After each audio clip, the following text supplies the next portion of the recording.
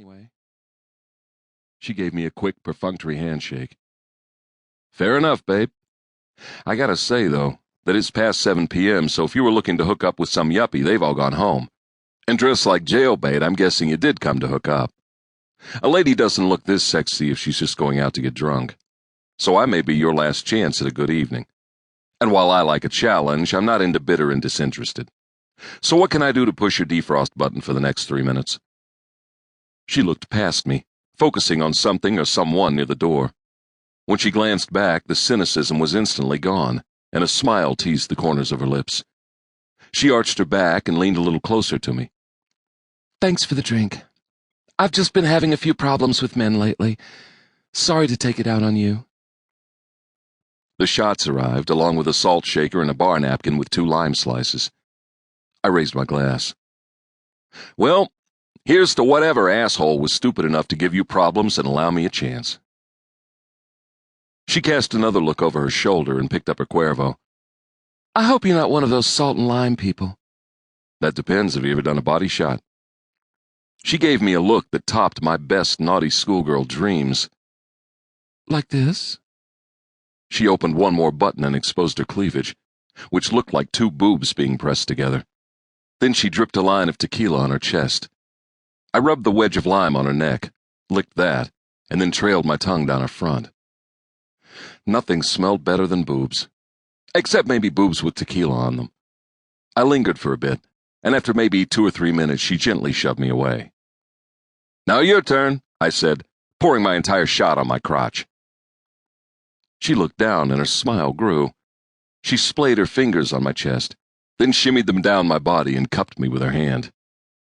You want to go where I can dry that off for you? You mean like that corner over there? I mean my place. That corner's a lot closer. My place is a lot more private. That corner can be private. I'll drape my jacket over your head. Maybe I want to dry off a little too. She arched her back a little more, sticking her tits out so far they brushed my chest. I raised an eyebrow. Is this going to cost me money? Because I'm okay with that, but my limit is $30. No money. I just want to make you scream. I'd scream if I took off your panties and found a dick.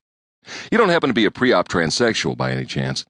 Again, I'm okay with that, but I need fair warning. I don't want to get an eye poked out. I promise I'm all woman. Fair enough. And that guy behind me that you keep glancing at, how does he figure into this little soiree? The woman backed off a bit. What guy?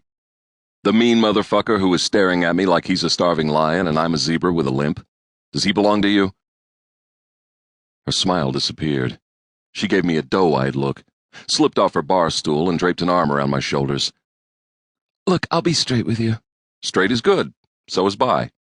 I'm in a spot here. I could really use your help, Harry. Is he the aforementioned guy giving you problems? Something like that. Is he a cop? No. God, no, I wish he was. Did you know he's got a gun on him? Shoulder holster under his jacket. She skimmed her hand down my back.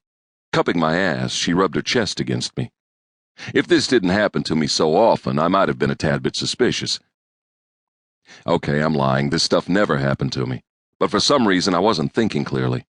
There was a slight chance it could have been her boobs rubbing against me while she groped my ass.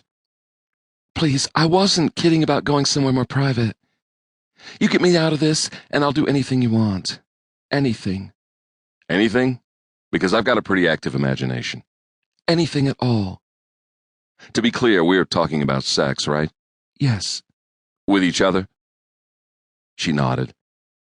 I leaned in closer. What's your name, babe? The woman whispered so close to my ear that I could feel her hot, moist breath, which was hot and moist.